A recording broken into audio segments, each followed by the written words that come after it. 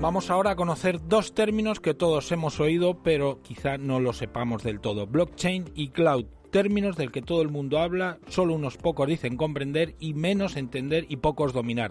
Hoy contamos con uno de los últimos, Manuel Álvarez Tapias, con una amplia experiencia en compañías multinacionales como IBM o Kyndryl, ayudando a las grandes corporaciones y administraciones públicas a la transformación digital necesaria para la optimización de sus servicios e infraestructuras. Manuel, buenas tardes. Hola, buenas tardes, Gonzalo. Mil gracias por acompañarnos hoy en la Semana Digital. Encantado de tenerte aquí con nosotros.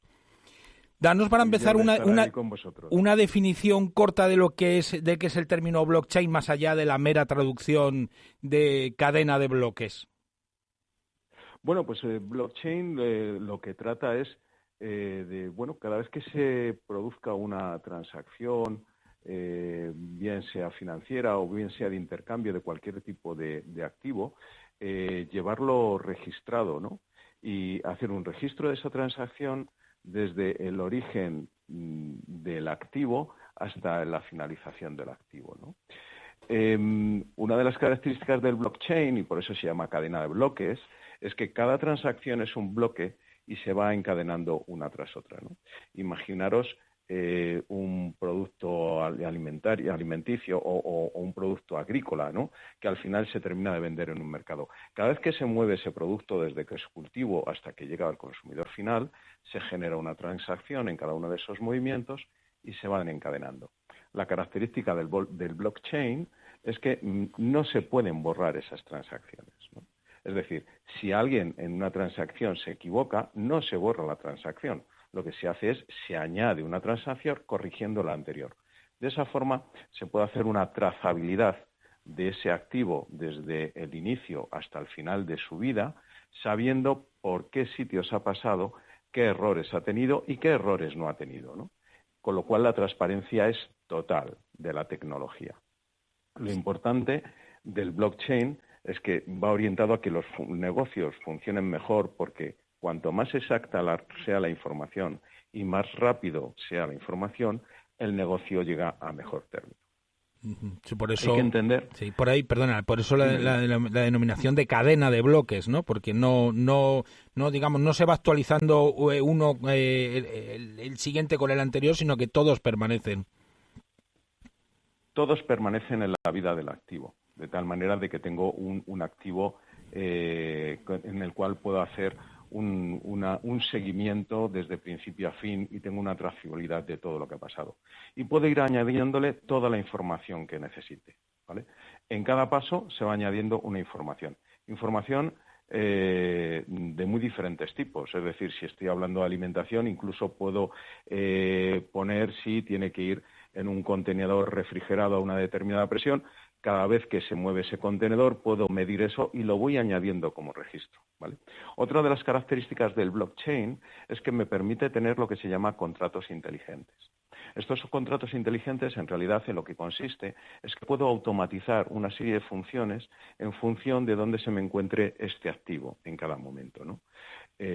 Puedo definir cuáles son las reglas de entrega de los activos, las reglas de las transacciones financieras, las reglas de cómo se comercializa un producto cárnico, por ejemplo, para llevar toda su cadena de frío, o un producto que necesite cadena de frío, no tiene por qué ser cárnico. Y todo eso lo voy a ir añadiendo siempre, nunca lo voy a borrar, ¿vale? Uh-huh. Perfecto. Cambiamos ahora de término. La cloud, la nube, es el lugar donde se almacenan nuestros datos y nuestros documentos. ¿Cómo es realmente ese almacenamiento? Bueno, el almacenamiento no difiere mucho de lo que tienen actualmente las empresas, ¿no? El tema es, la nube me brinda una serie de posibilidades, ¿no? Como, o me quita una serie de limitaciones, mejor dicho, que tengo en mi infraestructura actual, ¿no? O sea, el almacenamiento de mis datos muchas veces, y lo vemos a nivel usuario en nuestros ordenadores, nos quedamos sin espacio en el disco, ¿no? La nube lo que me brinda es poder ampliar ese espacio en el disco, ese espacio que yo necesito de almacenamiento en un corto espacio de tiempo, ¿no? Sin necesidad de hacer grandes disrupciones en mi infraestructura o en mi funcionamiento de negocio, ¿no? Eso es una de las posibilidades que me da la nube. Pero tengo que tener en cuenta también en esa nube dónde están almacenados mis datos, quién es mi proveedor de esa infraestructura y sobre todo geográficamente dónde está, ¿no? Porque eso es muy importante a la hora de salvaguardar mis datos. Porque más allá de lo que conocemos a nivel usuario, Google Drive o OneDrive de Microsoft, no es así para las grandes empresas. ¿Cómo almacenan y aseguran sus datos las grandes compañías? ¿Y cómo los comparten en todas sus sedes y para todos sus empleados y clientes? Bueno, al final es un método similar, ¿no?, al que pueda ser Drive de Google o OneDrive de Microsoft, ¿no? Es decir, son una serie de utilidades o una serie de tecnologías que se les da a las grandes empresas para tratar grandes volúmenes de datos, ¿no? Grandes volúmenes de datos que tienen que estar accesibles en su mayor parte pues para analítica de datos y Big Data y en algunos casos también para los operacionales, ¿no? Entonces son tecnologías similares en la cual de lo que se trata es que cuando estas empresas migren su almacenamiento a la nube no tengan una disrupción de negocio, sino que al contrario tengan una continuidad de negocio, sus datos estén accesibles y al final, pues ese problema que tenemos nosotros en el disco duro de que se nos llena, pues que a ellos les pase lo mismo, es decir, puedan ampliar fácilmente su estructura de almacenamiento. El principal problema de las empresas a la hora de migrar en la nube, pues está también en lo mismo, costes de cuánto me cuesta subir los datos, bajar los datos y sobre todo mis datos dónde están almacenados, ¿no? En qué geografía del mundo están almacenados. Y sobre todo también darle una respuesta a un cliente cuando este cliente le diga, oye, ¿y mis datos quién los tiene, no? Uh-huh. Bueno, Manuel, volvemos al blockchain y a su asociación con el mundo cripto. ¿Crees que son fundados los temores de muchos a lo desconocido? ¿Es culpa de la tecnología, de la falta de regulación? ¿Tú qué piensas? Hombre, a ver, yo creo que la tecnología es segura, es decir, la tecnología blockchain, independientemente de la infraestructura física que haya por debajo, el concepto es seguro y el concepto funciona, ¿no? Yo creo que los temores vienen, pues un poco dentro del mundo cripto, es quién es el emisor de esta cripto, ¿no? Quién está emitiendo esta criptomoneda, cómo está haciendo que fluctúe esta criptomoneda, ¿no? Y ahí nos vamos ya al tema de la regulación. Es decir, para evitar fraudes, yo creo que debería de haber una regulación, quizá no excesiva, pero sí de que deje clara cuáles son las reglas del juego y sobre todo saber quiénes son los que están detrás de esta emisión de criptomoneda, ¿no? Por ejemplo, el gobierno chino ha anunciado ya la emisión de su criptomoneda, ¿no? Y que todo lo va a hacer en criptomoneda. Bueno, pues si el gobierno chino, sus reglas del juego son claras y son tangibles para los usuarios, pues seguramente tendrá éxito, ¿no? Otra cosa es para los usuarios cuánto sea de fiar el gobierno chino o no, ¿no? Eso cada uno ya tiene que juzgar ahí. Sí, no, sin duda. Tendrá una regulación porque tendrá detrás un gobierno, pero un gobierno poco o nada transparente y menos democrático aún.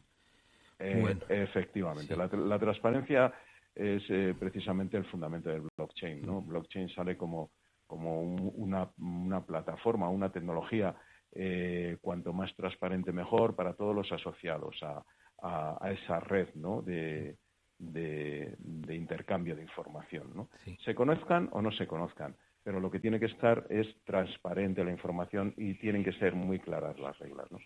Entonces, volviendo a lo de antes, el gobierno chino, bueno, pues cada uno verá si es de fiar o no es de fiar. De momento, bueno, pues no ha demostrado mucha transparencia en algunas cosas. Manuel, para ti, ¿qué sectores empresariales ves más punteros, más avanzados en transformación digital y cuáles tienen aún deberes pendientes que presentar? Bueno, yo creo que en España, por ejemplo, el sector financiero está como muy avanzado en el tema de la transformación digital, ¿no? Quizá porque lo tienen más fácil desde hace muchos años. Digamos, su industria reside en la tecnología. Sin el apoyo de la tecnología no se pueden hacer los millones de transacciones comerciales que se realizan hoy en día en España, con lo cual ellos, pues digamos, lo tienen más fácil y van un poco más avanzados que el resto, ¿no? Cuando tú te metes en una industria que está produciendo pues productos, o sea, si nos vamos a la industria alimentaria, que tienen fábricas donde se producen alimentos, bueno, pues el cambiar toda esta maquinaria es como más complicado, ¿no? Sobre todo por el tema de que tienen que hacer inversiones mucho más fuertes, ¿no? en tecnología y aplicar nuevas maquinarias. La tecnología va avanzando muy deprisa, ¿no? Y entonces llevar una inversión acorde a toda esta tecnología, tienes que ser una empresa tremendamente ágil para poder llevarlo. Pero están haciendo grandes esfuerzos y lo están haciendo. Y otro de los sectores que para mí tiene que hacer un esfuerzo muchísimo más grande es la administración pública, ¿no? Pero la administración pública en el sentido de servicio al ciudadano, ¿no? O sea, yo creo que se podría avanzar muchísimo más en el servicio al ciudadano sin hacer grandes inversiones, simplemente con tener voluntad de mejorar ese servicio al ciudadano en todos los ámbitos, ¿no? En el ámbito pues de tareas administrativas, como pues bueno, tareas sencillas, ¿no? Como para pedir un registro de empadronamiento, pues ves que dependiendo del municipio estás entre la noche y el día, ¿no? O atender a las personas dependientes en el ámbito de la dependencia o la mejora de la atención en la sanidad. Yo creo que la tecnología podría brindar muchísimas más facilidades y que el ciudadano estuviera más contento con la administración. Sin duda, bueno, estamos en año de elecciones, o sea que este año será un año de promesas y esperemos que a partir del 24 sean cumplidas. Es un sueño. Hay que tener voluntad, ¿eh?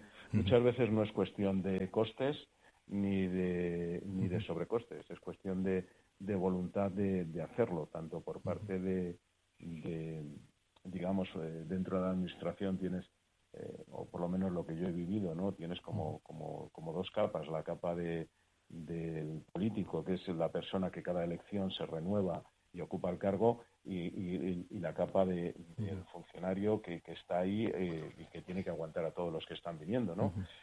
Bueno, pues yo creo que si se pone un poco de voluntad en las dos capas, yo creo que sin unos grandes costes se podría mejorar. Perfecto. No estar al día tecnológicamente es un peligro real, como ya comentabas, para una compañía. ¿Cuál es la primera recomendación que tú le dais a un cliente, a una nueva cuenta, a la hora de iniciar su transformación? ¿Cuál es el primer paso que debe abordar? Bueno, el primer paso que debe abordar es difícil decírselo a un cliente, ¿no? Pero sí una primera recomendación es no hay que tirar lo que ya está construido, ¿no? O sea, lo que ya está construido se ha construido durante muchos años y ha costado mucho dinero construirlo. Y sobre todo tiene mucho conocimiento invertido, ¿no? Lo que hay que mirar es cuánto de ese conocimiento y cuánto de eso construido se puede aprovechar, ¿no? Nos sorprenderíamos porque, digamos, toda esa tecnología de la información que está construida durante todos estos años nos puede seguir dando servicio. Otra cosa es cómo lo mostremos o qué uso hagamos de esa información. Evidentemente, ese uso, ahora se puede hacer un mejor uso de toda esa información que tenemos almacenada y podemos automatizar muchísimos más procesos, ¿no? Pero mi primer consejo es, no hay que ser disruptivo, es decir, lo que te está dando dinero te va a seguir dando dinero. Lo cambies ahora o lo cambies más tarde, pero desde luego no lo interrumpas, ¿no? Porque si no vas a tener un problema. Perfecto, Manuel. Pues muchas gracias. Aquí lo dejamos, pero seguro que vamos a volver a llamarte para que nos ayudes con nuevos términos y tecnologías. 1.000.000 de gracias por estar en la Semana Digital. A vosotros por darme esta oportunidad de divulgar.